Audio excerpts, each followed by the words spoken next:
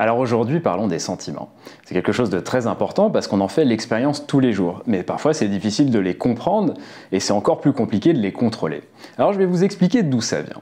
Pour moi, il faut d'abord comprendre qu'on fait l'expérience du monde qui nous entoure à travers nos sens. On va sentir des choses, on va toucher des choses, on va goûter des choses, les entendre, les voir. Et à partir de ça, on va avoir des sensations.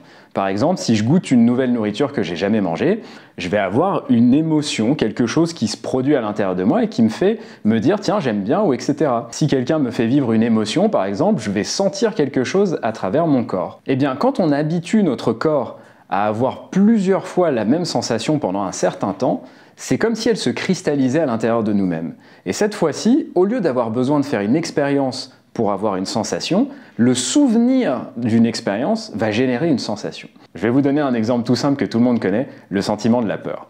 Quand on était petit, on s'est tous demandé, tiens, qu'est-ce qui se passe si on met notre doigt sur une bougie? Évidemment, on se crame.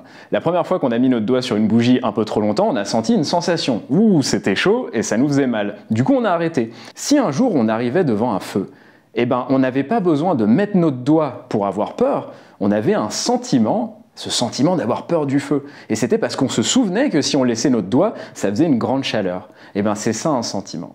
Par exemple, l'amour, c'est un sentiment.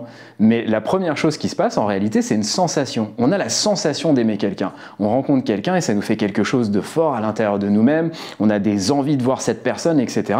On sent qu'il se passe un truc très grand à l'intérieur de nous-mêmes. Il y a des hormones qui sont sécrétées, on a un équilibre qui change, etc. Mais si on ne revoit pas la personne ou si on voit d'autres personnes, on ne va pas tomber amoureux.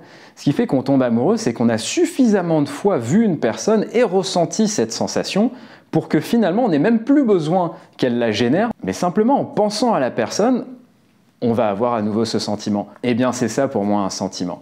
C'est une sensation qu'on a eue suffisamment longtemps pour en avoir la mémoire et pour que simplement en y pensant, elle se déclenche en nous.